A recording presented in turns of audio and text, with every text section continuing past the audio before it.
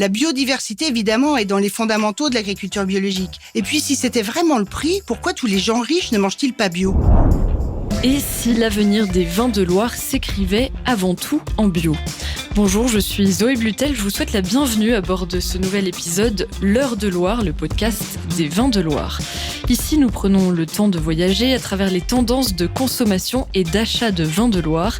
L'idée, à chaque épisode, explorer une nouvelle facette de la pluralité de ces vins en vous faisant profiter des points de vue de différents professionnels, mais aussi de résultats d'études menées en France. Et aujourd'hui, je vous propose de prendre le large vers un sujet qui s'inscrit au cœur des préoccupations de notre société, les vins de Loire, figure de proue des vins bio. Et pour nous guider à travers cet océan de verre, deux spécialistes de la question ont pris place à mes côtés. De Fanny, merci à vous d'abord, Fanny Gauthier, d'être là en tant que responsable du service économie et études au sein d'Interloire. Bonjour. Bonjour, merci de m'accueillir. Fanny Lemaire est également des nôtres pour cet épisode. Fanny, pour résumer en quelques mots votre parcours, vous êtes engagée depuis une trentaine d'années dans l'agriculture biologique, notamment en tant que gérante de la société Prestaform, spécialisée dans la formation et l'information, et ce à travers le magazine Bio Linéaire. Vous faites aussi partie d'une famille pionnière en agriculture biologique, puisque le premier guide de la viticulture bio a été écrit dans les années 1970 par Robert Duchesne-Marulaz, selon la méthode Lemaire-Boucher, formalisée en 1960 par votre grand-père Raoul Lemaire. Et puis depuis 2019, vous êtes la présidente d'Interbio Pays de la Loire, l'association interprofessionnelle qui rassemble les acteurs de la filière agrobiologique à l'échelle régionale. Merci Fanny d'avoir accepté cette invitation. Alors je vous appellerai Fanny Lemaire pendant l'interview pour faire la distinction. Bonjour. Bonjour, plaisir d'être avec vous. Fanny, alors comme je l'ai dit en ouverture de cet épisode, l'agriculture biologique fait partie des grands enjeux de ce début du XXIe siècle. Mais qu'est-ce qu'il en est concrètement aujourd'hui dans l'esprit des Français et dans leur alimentation quotidienne ? Selon la société Kantar, auprès de laquelle nous avons acheté des études, le marché bio a perdu pour la première fois des acheteurs en 2024. Les Français sont beaucoup plus sensibles au prix et à la promotion que les années passées, dans le contexte inflationniste que nous avons connu. À l'inverse, ils portent un peu moins d'intérêt aux dimensions plus altruistes de la consommation des Français, comme l'origine des produits ou l'engagement des marques. En tout cas, ces attentions arrivent dans un second temps. Autrement formulé, le contexte économique actuel freine les bonnes intentions. Toujours selon cette étude, le mieux consommé est encore important dans le choix pour la moitié des Français. 58% des foyers font attention aux indications sur l'emballage, telles que les labels, la composition, le Nutri-Score, etc. Et 52% privilégient des marques engagées au niveau environnement, social et éthique. Soulignons que les seniors, c'est-à-dire les 65 ans et plus, sont les plus nombreux à porter attention à l'agriculture biologique, à l'inverse des plus jeunes, c'est-à-dire les moins de 35 ans. Fanny Lemaire, est-ce que c'est un constat que vous rejoignez chez Interbio ? C'est quoi les principales motivations que vous percevez des consommateurs qui se tournent vers le bio ? La santé et l'environnement sont les principales motivations. Les jeunes parents qui réfléchissent à la nourriture de leur progéniture. Et puis, malheureusement, les malades qui s'interrogent ou qui peuvent être conseillés par leur entourage, exceptionnellement par le milieu médical, qui a bien souvent trop oublié que l'alimentation est ton premier médicament. Voilà, mais toutes les études environnementales le montrent. Mon meilleur voisin est un producteur bio. Et il est aussi important de faire respecter la loi Egalim qui impose normalement 20% de bio en restauration collective, alors que nous n'en sommes qu'à 7%. Il est donc fondamental de sensibiliser nos jeunes sur l'importance de l'alimentation. Ces différentes préoccupations environnementales et sociétales des Français, est-ce qu'elles se reflètent dans leurs habitudes de consommation et d'achat, Fanny ? Oui, tout à fait. L'Agence Bio publie un baromètre tous les ans et celui de 2024 met clairement en lumière l'impact du contexte économique sur les habitudes de consommation des Français. La moitié d'entre eux déclarent avoir consommé des produits bioalimentaires au moins une fois par mois, mais ils sont moins nombreux qu'en 2022 à avoir cette fréquence d'achat. On observe aussi cette tendance baissière chez les consommateurs très réguliers de produits bio. Et ceux qui disent n'avoir jamais consommé de bio représentent plus de 1 Français sur 5. Plus largement, 46% des Français ont acheté en 2024 des produits alimentaires bio, quand ils étaient 54% en 2022. Est-ce qu'on remarque des variations de consommation selon le profil des acheteurs ? Oui, toujours selon l'agence bio, le profil des consommateurs réguliers de produits alimentaires bio, c'est-à-dire ceux qui consomment au moins une fois par semaine du bio, reste très marqué socialement. L'attrait pour le bio est très nettement lié au niveau de revenus et de diplôme. Ainsi, la moitié des Français disposant d'un diplôme Bac+4 ou plus consomment des produits bio au moins une fois par semaine, contre seulement 21% des personnes affichant un BEPC ou moins. Assez logiquement, on observe aussi des différences selon les niveaux de revenus. Les Français les plus aisés sont plus nombreux à acheter des produits bio et ils en achètent plus fréquemment que les autres. Par exemple, 42% des Français gagnant plus de 2 500 € par mois consomment des produits bio de façon hebdomadaire, contre 23% des Français dont le niveau de revenu est inférieur à 1 000 €. La consommation régulière de produits alimentaires bio est cependant moins sensible à l'âge et à la présence d'enfants au sein du foyer, même si les néo-consommateurs de bio, c'est-à-dire ceux qui en consomment depuis moins d'1 an, se recrutent davantage chez les 25-34 ans et les personnes en couple avec de jeunes enfants. À noter qu'il y a davantage de femmes que d'hommes à consommer régulièrement des aliments bio. Et chez Interbio, qu'est-ce que vous observez, vous, en ce qui concerne les habitudes d'achat et de consommation en bio des Français ? Alors, permettez-moi d'abord le bravo au bon sens féminin, puisque plus de femmes sont sensibles aux produits bio. Il est évident qu'un consommateur qui sait se renseigner aura un achat réfléchi. Cependant, les adeptes du bio ont toujours mangé bio. Le marché était un peu en trompe-l'œil avec un engagement de la distribution qui était un petit peu hors sol. Aujourd'hui, l'offre et la demande retrouvent de la convergence. C'est aussi à nous, professionnels de la filière, d'expliquer la rigueur de notre cahier des charges, qui est un cahier des charges d'État, donc un SICO, et qui, je le rappelle, est bien le seul cahier des charges à interdire l'utilisation des produits chimiques de synthèse, à être contrôlé tout au long de la filière de la production à la transformation par les réseaux de distribution. Il est donc nécessaire d'expliquer aux biosceptiques qu'un produit biocontaminé est déclassé en conventionnel. Voilà, donc dans le cadre de notre mission à l'Interbio, on accompagne les populations dans la transition alimentaire avec des produits bio et le budget n'augmente pas quand on respecte la saisonnalité, l'équilibre protéines animales végétales, le vrac, je cuisine, et puis l'anti-gaspi avec la gestion des déchets. Merci pour cet éclairage. Fanny, au-delà de leur fréquence de consommation, qu'est-ce que pensent les Français du prix des produits bio ? Avant de répondre exactement à cette question, il faut d'abord souligner que le prix de l'alimentation a augmenté de 22% en 2 ans en moyenne. 44% des Français ont donc le sentiment de limiter leurs dépenses alimentaires pour des raisons financières et 17% doivent même faire face à d'importantes restrictions. Par conséquent, le bio pâtit de ces contraintes. 86% des Français déclarant des restrictions sur leurs dépenses alimentaires indiquent éviter d'acheter des produits bio car ils pensent qu'ils sont trop chers. Et puis, lorsqu'il s'agit de choisir entre le prix et la qualité pour leurs achats alimentaires, la moitié des Français indiquent réaliser des arbitrages en faveur du prix. Donc le prix reste de loin le premier frein à la consommation de produits bio. Alors, nous avons d'abord trop communiqué sur le prix du bio sans en expliquer les raisons. D'abord, la juste rémunération aux producteurs, alors que nous avons des problèmes pour les successions des fermes. Le manque de soutien des pouvoirs publics qui ne récompense pas assez les externalités positives de la bio. La santé des producteurs et de leurs voisins, les impacts environnementaux. La biodiversité, évidemment, est dans les fondamentaux de l'agriculture biologique. La qualité de l'air, bien sûr, et le gros problème de la qualité de l'eau. Il est donc important de signaler que la bio a été moins inflationniste que le conventionnel. Et puis, si c'était vraiment le prix, pourquoi tous les gens riches ne mangent-ils pas bio ? Alors oui, cette position vis-à-vis du prix est importante à prendre en compte, mais comment est-ce que le bio peut faire face à cette forte sensibilité du prix ? Le réseau spécialisé a fait beaucoup d'efforts en reprenant sa stratégie commerciale avec une politique promotionnelle, tout en assurant la juste rémunération aux producteurs et transformateurs, mais avec des cartes de fidélité cohérentes. Quand vous êtes en vente directe, c'est le revenu du producteur qui compte. Quant à la GMS, il est bien regrettable qu'en diminuant son offre, elle ait toujours maintenu son chiffre d'affaires. Cependant, il est aussi important de sensibiliser, peut-être de responsabiliser le consommateur, alors que l'alimentation représente 10% d'un budget global. C'est souvent la variable d'ajustement pour parfois des dépenses peut-être moins fondamentales. Et sur le marché du bio, le vin suit-il les mêmes évolutions que le reste des produits alimentaires, Fanny Gauthier ? Avant de regarder le vin en particulier, il est intéressant de constater que les boissons constituent la famille de produits alimentaires bio la moins fréquemment achetée.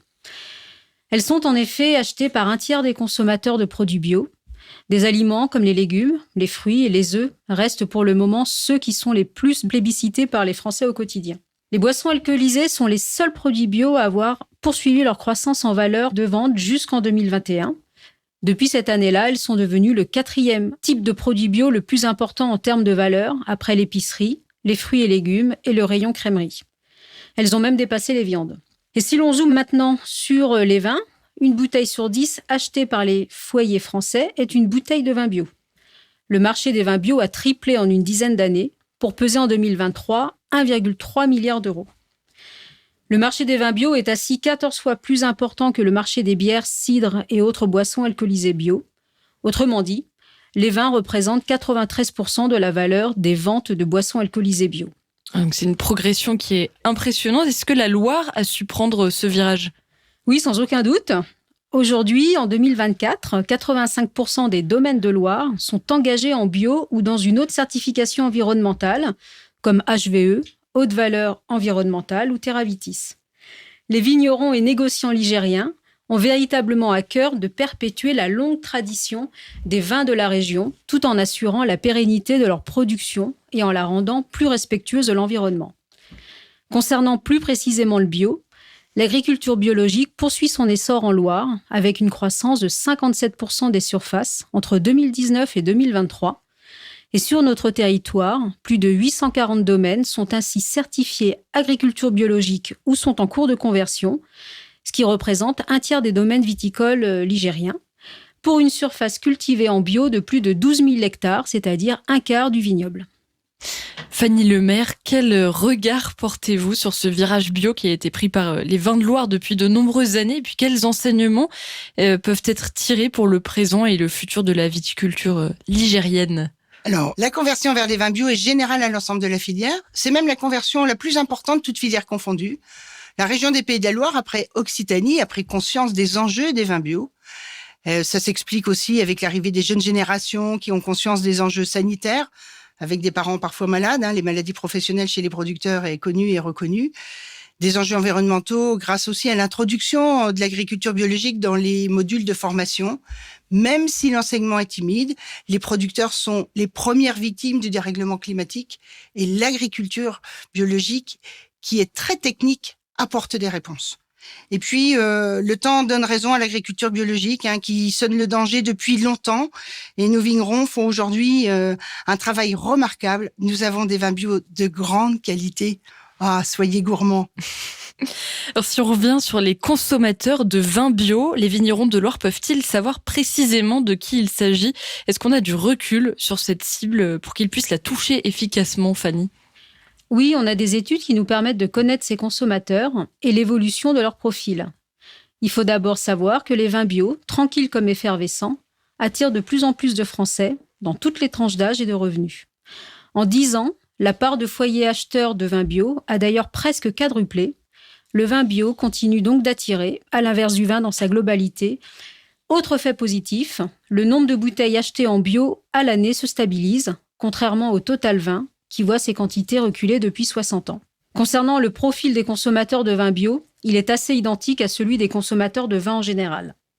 En premier lieu, les consommateurs de vin bio vieillissent. La majorité d'entre eux a plus de 50 ans.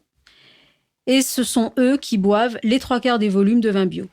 Les moins de 35 ans, à l'inverse, sont les moins nombreux à en acheter. Les vins bio touchent de plus en plus de Français, et en particulier les plus aisés, à l'image du marché global du vin. La majorité des consommateurs de vin bio appartient aux catégories socio-économiques dites aisées ou moyennes supérieures. Ils représentent 60% des volumes. En parallèle, ce sont les consommateurs les plus modestes qui achètent le moins de vin bio en général. Mais est-ce que tous ces consommateurs achètent souvent des vins bio ? Non, les achats de vin bio restent généralement plutôt occasionnels. Les Français en achètent environ 2 fois par an, alors qu'ils achètent du vin tranquille en moyenne 1 fois par mois.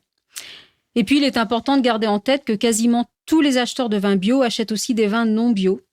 Et au final, il y a moins de 3% des acheteurs de vins bio qui n'achètent que du vin bio. Si on regarde l'ensemble des circuits de distribution, quel type de vins parviennent à faire la différence sur le marché bio ? Tout d'abord, l'offre des vins bio est dominée par les AOP. Ces vins sont les plus achetés, quels que soient les circuits, et ils ont recruté plus de consommateurs que les IGP et les vins sans indication géographique bio. En 10 ans, la part d'acheteurs de vins bio AOP a été multipliée par 4, contre 2,5 pour les vins bio IGP. Côté couleur, les rouges sont de loin les vins bio les plus représentés, aussi bien en grande distribution que chez les cavistes et les restaurateurs, avec un poids en bio plus fort qu'au sein des vins non bio. Ils sont 2 fois plus consommés que les autres couleurs. De plus, les vins rouges bio recrutent de nouveaux consommateurs chaque année, même si les quantités achetées ont tendance à diminuer. Cette position dominante s'explique certainement en grande partie par le fait que les volumes bio mis en marché sont très majoritairement méridionaux. Justement, Fanny Lemaire, face aux vins méridionaux, quels sont les atouts des vignobles dans la Loire pour continuer à progresser sur les segments des vins rouges bio ? Eh bien, nous avons des vins gourmands qui s'accordent avec une gastronomie très variée, avec du temps de convivialité.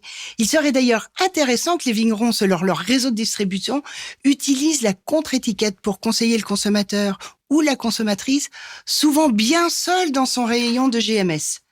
Pour sélectionner le vin adapté à son menu, nous avons des rouges fruités, légers, digestes, qui se dégustent à l'apéro et accompagnent une très grande variété de mets. Mais permettez, je suis un peu fan de chenin.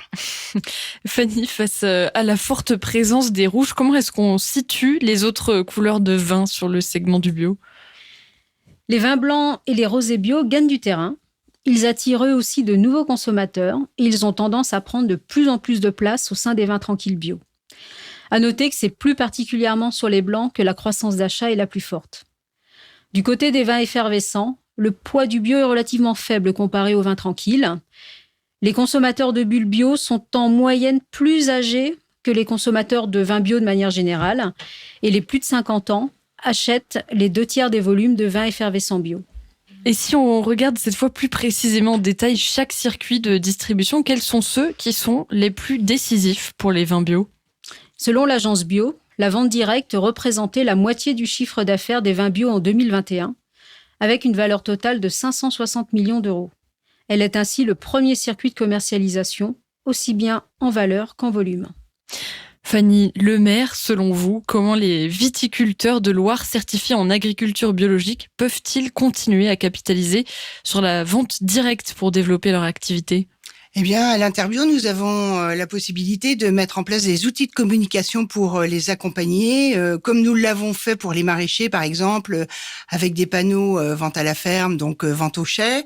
Cependant, il me semble indispensable d'être facilement joignable avec des créneaux horaires adaptés, un caveau qui soit accueillant, des temps d'animation avec des dégustations vins et peut-être autres productions locales bio, par exemple. Et puis, nous sommes bien sûr à la disposition, chers vignerons, pour vous accompagner dans cette démarche. Et puis, il faut redonner envie. Boire un verre de vin, c'est d'abord du plaisir pour les papilles. Il faut sortir des grands discours onologiques qui perdent le consommateur. Même si la lecture du vin est très, très intéressante, il faut d'abord l'apprécier en bouche. C'est fondamental. Un plaisir simple, sans abus, évidemment. Fanny, quel est le deuxième circuit de distribution clé pour les vins bio ? En deuxième position, donc après la vente directe, on va retrouver les cavistes et les restaurateurs qui représentent à eux deux un quart des ventes en valeur des vins bio, toujours selon les études de l'agence Bio. En 2022, une bouteille sur 5 présente chez les cavistes était un vin bio, tranquille ou effervescent. Au restaurant, la part du bio est plutôt de 10% en vin tranquille et de 7% pour les fines bulles. Est-ce que la Loire parvient à se démarquer justement chez les cavistes et restaurateurs ? Oui, la Loire est vraiment un vignoble incontournable du marché des vins bio, que ce soit chez les cavistes ou en restauration. Dans ces deux circuits traditionnels, la Loire est le deuxième vignoble en termes de largeur d'offre au niveau des bio, après la vallée du Rhône. Une bouteille sur 5 de vin AOP bio provient de la Loire. Et pour chaque couleur de vin, comment se compose concrètement la Loire parmi l'offre bio des cavistes et restaurateurs ? Comme nous en avons déjà parlé tout à l'heure, il faut d'abord avoir en tête que dans ces deux circuits, les rouges dominent l'offre de vin bio avec plus de la moitié des références. La Loire présente la 3e offre bio chez les cavistes, après la vallée du Rhône et le Languedoc-Roussillon, et la 2e côté restaurant, toujours après la vallée du Rhône. Chinon est la 5e AOP la mieux référencée chez les cavistes en bio et la 3e au restaurant. Saumur-Champigny, Bourgueil, Anjou et Saint-Nicolas-de-Bourgueil figurent quant à elles dans le top 20. Et si l'on regarde à présent les blancs secs bio, la Loire est l'offre bio la plus large devant l'Alsace et la Bourgogne. L'appellation Anjou s'impose comme la 2e AOP la mieux référencée chez les cavistes en bio, tandis que Sancerre, Savenière, Saumur, Muscadet-Sèvres-et-Maine et Vouvray se hisent dans le top 20. En blanc moelleux, l'offre est clairement dominée par la Loire et les coteaux du Layon représentent à eux seuls 20% des références. Est-ce qu'on a le même constat pour les vins rosés et les effervescents bio ? Non, malheureusement, il existe des différences. D'abord, de manière générale, les rosés bio ont 2 fois plus de poids dans l'offre des restaurateurs que dans celle des cavistes. Les rosés sont relativement peu présents chez les cavistes de manière générale. Et pour cette couleur, en bio, l'offre ligérienne est peu présente face à la Provence, archidominatrice, qui s'impose avec 2/3 de l'offre. La Loire peut néanmoins compter sur le Cabernet d'Anjou, les fiefs vendéens et le Chinon. Côté vin effervescent, les fines bulles de Loire détiennent l'offre la plus large après le Champagne. Elles devancent l'Alsace et le Languedoc. Vouvray, Crémant de Loire et Montlouis-sur-Loire constituent l'essentiel de la gamme bio en Loire. Et qu'est-ce qu'il en est maintenant du poids de la grande distribution pour les vins bio ? Ce circuit arrive en 3e position, en représentant 20% du chiffre d'affaires des vins bio, et ce devant la distribution spécialisée bio, qui, elle, représente 10% de ce chiffre selon l'agence bio. En grande distribution généraliste, la Loire fait partie des vignobles les plus résilients. En 4 ans, elle n'a perdu que 8% de ses volumes en bio, quand l'ensemble des AOP françaises bio affiche un recul de 22% de leurs ventes sur la même période.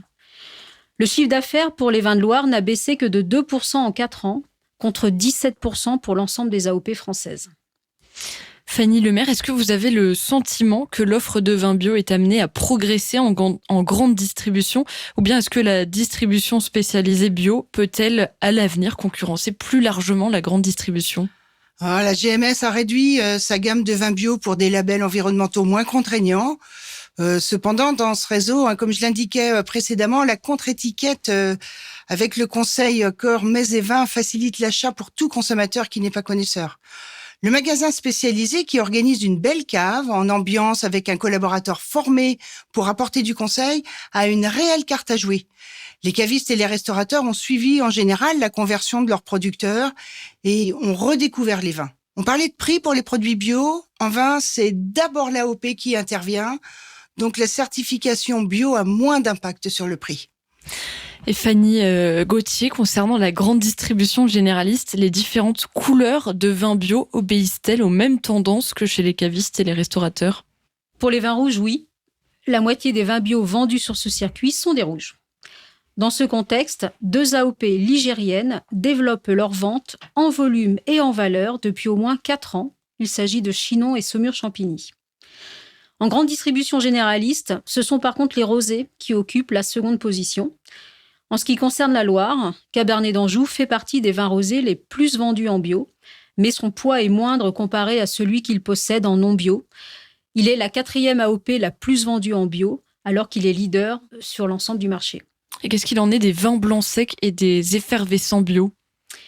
Les blancs constituent la couleur la mieux valorisée en bio, avec un prix moyen supérieur à 7 € la bouteille en 2024. Côté Loire, Muscadet-Sèvres-et-Maine-sur-Lys fait partie du top 10 des vins bio les plus vendus en blanc sur ce marché. Et même plus précisément, le Muscadet-Sèvres-et-Maine-sur-Lys est la 3e AOP la plus vendue. Enfin, bien que plus petit, le marché des vins effervescents bio croît rapidement. Ses volumes ont plus que triplé entre 2016 et 2024, portés par la croissance des Prosecco et des bulles sans alcool. Le Crémant de Loire fait partie des 3 AOP les plus vendus en bio. Eh bien, vous l'avez compris, les Crémants de Loire ont une belle carte à jouer sur le segment des bulles bio et ce constat pétillant ne pouvait pas mieux conclure notre plongée au cœur du marché des vins bio de la région. Je vous remercie, Fanny Gauthier et Fanny Lemaire, de nous avoir partagé vos points de vue et les enseignements marquants de plusieurs études qui se sont avérées de précieuses boussoles pour naviguer à travers notre sujet. Le mot de la fin sera pour vous, chers auditeurs et auditrices. Un grand merci à vous de poursuivre votre exploration de la diversité des vins de Loire à mes côtés, épisode après épisode. Et comme d'habitude, si ces nouveaux regards croisés vous ont plu, je vous invite à laisser un avis positif sur votre plateforme d'écoute préférée. Et puis vous pouvez partager le lien de ce podcast avec vos proches, vos collaborateurs et rejoindre la communauté des vins de Loire sur les réseaux sociaux. Et puis enfin, abonnez-vous à ce podcast pour ne pas manquer la sortie de son prochain épisode. À bientôt.